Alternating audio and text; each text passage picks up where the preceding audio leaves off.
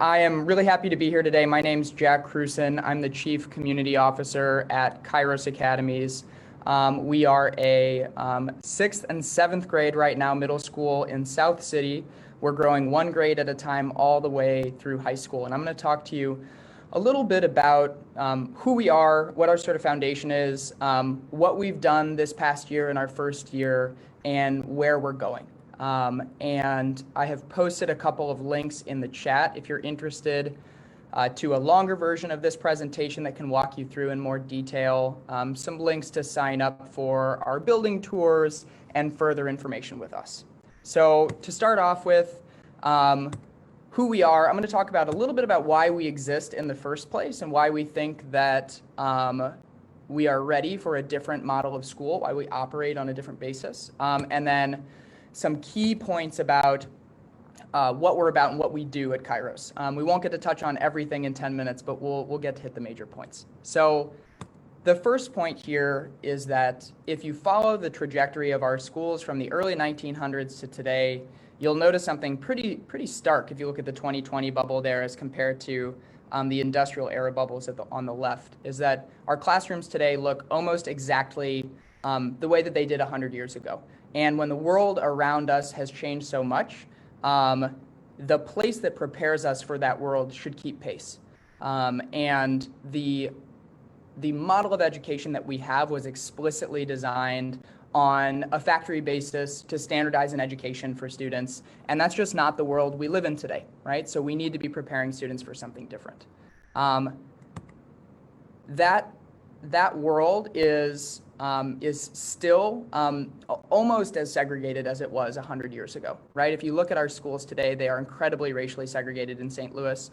And to me, it's no surprise that that we have one of the most segregated city populations across the country based on that model of education. We know, and at Kairos, we're a diverse by design school. We know that diverse schools are good not just for students' social development and cultural competency, but that students do better on a whole host of metrics that really matter, like ACT score, like four-year college graduation rate, if they go to a diverse school, and that's regardless of their background. And that's something that's really important to us. We're one of the only schools in St. Louis that's been recognized by the Diverse Charter Schools Coalition. So that's a little bit of background. We're trying to contravene 100 years of this instilled model of a factory model of education that is based very much also in a segregated model of education. So what are we about? In a nutshell, I'm going to talk about three things: personalized learning, project-based learning, and our individualized coaching structure. So personalized learning is the idea that, and this seems obvious, right? But every student is different. Every student is in a little bit of a different place with the material. They learn in a different way. If you have kids, you probably know that you may have two kids, they share 50% of their genetic material, but they are totally different, right? And that's on more dimensions than just how accelerated they are in math, right? And so at Kairos, what we try to do is acknowledge that difference, recognize that difference, really prize that difference, and to meet each kid exactly where they are in each subject. So through our personalized learning curriculum, students move at their own pace to master material in the way that's right for them. You will never see a lecture in a class of 30 students with one teacher teaching all the material at the same time to every kid, because half of those kids aren't ready for that material, half of those kids are bored by that material, you're not meeting their individual needs. At Kairos, we personalize. That is mostly for the right and wrong information kind of stuff, the stuff that you would learn in a lecture. But we also have a deeply interpersonal project-based curriculum. And that's where students take the concepts that they are learning at their own pace through our personalized curriculum, and they apply them and they go deeper to work on a meaningful, creative, and collaborative project. And so maybe in your personalized learning, you're working on ratios and acute and obtuse angles and other geometric concepts. And you're basically, you need to know what those are for your personalized learning. You need to be able to define them. You need to be able to do some practice problems with them. And for your project-based learning, you're going to take those and you're going to apply them to something like, hey, we're going to build a house, right? That's our project. These happen in a classroom setting that's facilitated by a teacher, and they're what we call cognitively guided work. So we're digging into those sort of deeper cognitive skills by applying the material we've learned in a right and wrong way in personalized learning. This is true in every subject, in every unit at Kairos. You show me what you know, not by regurgitating it on some multiple choice test, but by applying it to a meaningful, creative, collaborative, real world project, right? That's one of those components. The last component here that I'm going to talk about today, and there's a lot more, so check out the slide deck I posted, is coaching and choice. So this is the point in the presentation where people are usually like, okay, so I get it, my kid's kind of working at their own pace with the aid of technology through this personalized learning material. They're then applying those skills to make stuff in their projects, but who is making sure that my student is working at the right pace? And who's helping my student with all of the skills, sort of soft skills, what you'll hear them called, that are required to manage their own project timelines and work well with other people and engage in self-directed work. And that's what our coach does. So every student at Kairos gets a one-on-one coach who meets with them for 15 minutes right now every day, but at least 3 times a week. To, not as a tutor, not as a content expert, but as a mentor and as someone who's there to help teach them what we call the executive functioning skills that they need to be successful in the modern world. And those are things like, how do you set good goals? And how do you take those goals and break them down into smaller chunks? And how do you keep a calendar that's meaningful for yourself, right? And how do you work well in relationship with other people? And where and when and how do you work best as an individual? And how do we leverage those things for you? That coach is also a liaison to parents and families, right? And so you will get a text update from your coach every week with the material they were working on last week, the material they're working on this week and how they're doing, social and emotional updates, just to keep you in the loop. And the goal of that coach is to become sort of a member of your family, right? To be an extension of you, because if the coach's job is to personalize your child's education, well, they need to be in touch with the experts, and that's the parents, right? So that's the job of the coach. The coach only has 10 students, and they stay with those students, I should say at most 10 students. The average right now is 7. They stay with those students through all of middle school, so they build a really strong relationship. And then when you get to high school, you get a new coach who also becomes your college advisor. So that one-on-one coaching, that one-on-one attention is really central to our model. Another thing the coach is helping with is this idea that the thing that most students struggle with when they enter the real world or when they enter college is this idea that for the first time they have to manage all of their own choices. They are dropped off a precipice of choice. Where in 12th grade, almost all the decisions were made for them, right? And at Kairos, we want to start modeling that kind of choice early in small pieces to get students used to making those kinds of decisions. Decisions, again, over where they work, over when they work, over how they work. And the coach is the one who starts by making decisions for students, and then slowly over time, we'll give them little bite-sized pieces of choice so that by the time they are in 11th or 12th grade, they're operating pretty much like a college student. They're making most of their decisions during the day. They're setting their schedule. It's a very slow and personalized process to get there, but it allows students to practice not just their academic skills, but also their self-management skills, their executive functioning skills that we think are so critical to success in the wider world. So that's a little bit about what we do. This is kind of what that looks like. So you'll see students who are engaged in a club meeting. You'll see a student working on a project in the writer's nook. You'll see students on the right who have the choice to work in the library space during their self-directed work, working together, studying for a math test that they're going to take. You'll see, students in self-direction, and this is something I like this picture on purpose because it's showing that personalized learning and self-directed learning is not an individual process, right? It's the idea that it's not that you're working on your own, it's that you're making your own decisions. And so it might be that you need to rely on a friend for a little bit of help, right? And a little bit of peer tutoring. It might be that you want to put time on your teacher's calendar during office hours and get in there and help correct a misunderstanding. It might be you have all of these resources. You are deciding how to use that time at Kairos. Of course, we read the great books. We engage in lab experiments.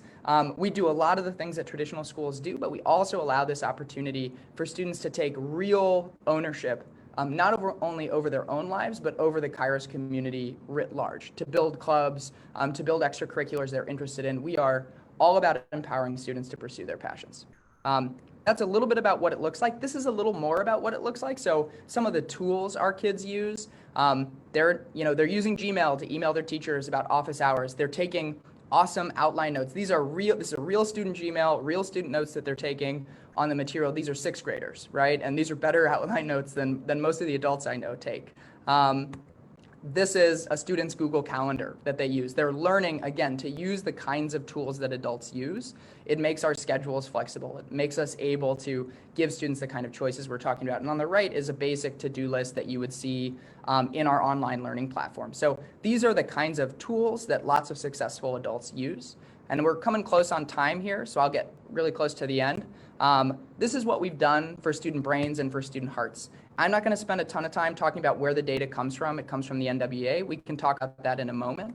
But I want to hit the point that our students at Kairos grew between 1.5 times faster and 2.7 times faster than the national average in math, language, and reading this past year, in our first year. That's something we're really, really proud of. This puts us in the top tier of charter schools nationwide. That is as true for traditionally at-risk subgroups as it is for not at-risk subgroups, which is something we're also really proud of. And if we zoom in on our neurodiverse learners in particular, our students with IEPs, they grew faster than 95% of students across the country this past year, which is something, again, we're really proud of. I won't spend a ton of time here. This just shows like who we're trying to compare ourselves to, right? These are, this is the Charter School Growth Fund portfolio. They're some of the best charter schools across the country. And this is how we compare to them in terms of reading growth and achievement and math growth and achievement. So for reading, we're way ahead of the curve. For math, we're slightly above average and working to get that up. For student hearts is the next thing I'll talk about just briefly, and then I'll wrap up. That we use Panorama for this. We can dig into the data a little bit more if you'd like. It's 8 million students nationwide. And the data point we're most proud of is that our students rated their relationships with teachers better than 90% of students across the country, of those 8 million students. It's, we believe, because we prioritize those one-on-one relationships. And our parents rated us in the top 1% nationwide, so the 99th percentile out of those 8 million students, for 3 main categories: for safety, for learning and climate, and ease of engagement. And again, sort of data that we were floored by and are really proud of. And the last point is that our students moved from the 50th percentile to the 80th percentile in something called social perspective taking during their time with us this year. Basically empathy, right? How do I put myself in somebody else's shoes? We believe that's resultant from our intentionally diverse model, our restorative practices. The last part here, I'll skip over just a little bit. If you want to hear a little bit more about our coronavirus response, this slide is linked. You can click on all of those things to see how we're handling that and what school looks like at Kairos. Our students on the whole have been doing better academically during virtual learning, which is a little bit wild. And the last part is how we're sort of growing to serve more kids over time. And we can talk about this more in questions if you'd like.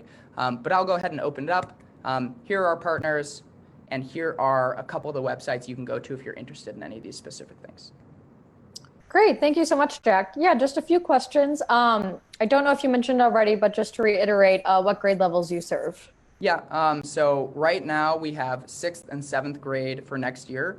It's worth noting that the concept of a grade level means less to us as a personalized learning school. And so if there is a student who is academically accelerated but a 5th grade, or even not academically accelerated but a 5th grader, those are students we can serve really well and have as long as their parents think it's the right decision for them to be promoted. Same thing with students who are slightly older. We're meeting the student where they are. The concept of a grade level or batching students by their age or really their date of manufacture, right, is a little bit outdated, we think, and part of the factory model.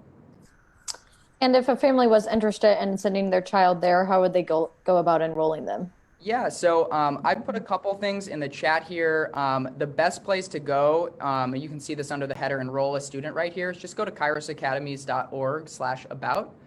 You can click right there. There's a big apply button. You can also learn a ton more about us on the website there. And how many, do you know how off the top of your head, how many open seats you have for 6th and 7th grade? Yeah, we have, I believe, 35 open seats for 6th grade for next year. And we are building a wait list for 7th grade right now. We have 5 or 6 students on our wait list for 7th grade. Again, we've seen movement of up to 20 students off the wait list. So if you're still interested for 7th grade, it's still a good idea to apply. It's likely they'll have a seat with us next year. Great. And a few more questions. After a family applies, how long do you think it would take before they know they got accepted or not? Yeah, very, very quickly. So I review the information personally every day. If you apply, I'll get in touch with you. It's worth noting 2 parts of our application process. There's an initial enrollment application. Right now we're on a first come, first served basis because we passed our lottery date. There's an initial application which just puts you on my radar. I'll get in touch. And then when you've made your final decision, you fill out all the registration forms, so proof of residency, etc. If you're interested in finding that, I'll actually go ahead and do that right here on the screen. You just go to kairosacademies.org, and then you click enroll right here, and this will pop up. Here we go. And then apply now will take you to our enrollment form, our initial enrollment form. And then if you want to finalize your application and accept your spot, you click accept a spot, and you'll see that right there. And where are you located? We're located in South City at Miami and Jefferson. If you're familiar with the area, it's around Cherokee and Jefferson. And do you accept any St. Louis City resident? Any St. Louis City resident, yes. Perfect. Just see if there's a few more questions. So I know you, obviously what makes Kairos so unique is the individualized learning. What does a typical day for a student look like? Yeah, so this is actually changing a little bit for next year because one of the things I didn't have time to talk about is that we run year-round, 5 weeks on, 2 weeks off, right? So we run in these sprints, and that's for students and for faculty too. And every break we come back, we look at the data together as a faculty for 1 week with kids out of the building, and we say, what should we tweak and change and make better? And we got some feedback from our parents that our school day had been running from 9 a.m. to 5 p.m. to accommodate the circadian rhythms of teenagers, and that was just too long of a school day. And so we're operating from 8 to 3:30 next year. When students come in the building, they have culture and house building time. You can think of it like homeroom. They launch into approximately 90-minute blocks of project-based work. In project-based work, that's teacher-facilitated. They are either engaging the many minds in the room in a discussion-based class or something like that, building on each other's ideas, or they are spending time building, right? So they're working on that house design, right? They also engage in classes that are self-directed learning. And that's a class where students are working independently on that personalized learning material that I talked about. So homeroom, project block, self-direction, recess, lunch, another project block, self-direction, end of the day. We offer art 3 times a week for students. This past year, we partnered with Coca and Artscope for that. And we also have some cultural blocks that fit in there towards the end of the day, something we call Circle. It's structured social emotional development time. Happy to talk more about that if people are curious. And then the last thing I didn't mention are student-led clubs, which we actually set aside time during the school day for to make sure every student can participate in. Students petition to start those clubs. We have everything from Mandarin Chinese club to robotics club to coding club to Pokemon club, outdoor sports, drama. I think there are 35 of them or something. And if a student has a passion, we will put resources behind it, find an adequate instructor, and make sure that they can pursue that passion there. We also have structured small group tutoring time that we call Kairos Reads and Kairos Solves. So these are 2 periods a week where we can pull students in small groups and do skill remediation to make sure that every student is growing in the way that they should be. And I think that's partly what you see reflected in our really strong achievement scores for our first year. And I think just lastly, so those 2 weeks that you guys are off, do you partner with another organization or anything where children can go during the workday? Yeah, we partner with the Jean Slay Girls and Boys Club, which is in Soulard. It's like a 3-minute drive from us here, and they have a bus service actually that takes students after school from our school to Jean Slay. So that's actually care from 3:30 to 7:30 at night. So you can have care with us from 8 to 7:30, 8 a.m. to 7:30 p.m. We do offer break programming with Jean Slay as well, but we need at least 10 students to sign up for each break. Right. So this past year, there were some breaks that we had enough students who signed up and some weeks that we didn't. Most of our breaks, it's worth noting, align with traditional breaks. So we have a 4-week summer break. It's all of July. We have 2 weeks off for winter break. We have 2 weeks off for spring break that align to the regular breaks. We just have a couple weeks in October that most kids don't have, a couple weeks in February that most kids don't have. Right. So mostly they align. Great. Well, if there's no more questions, I'll let you go. Thank you so much. That was wonderful.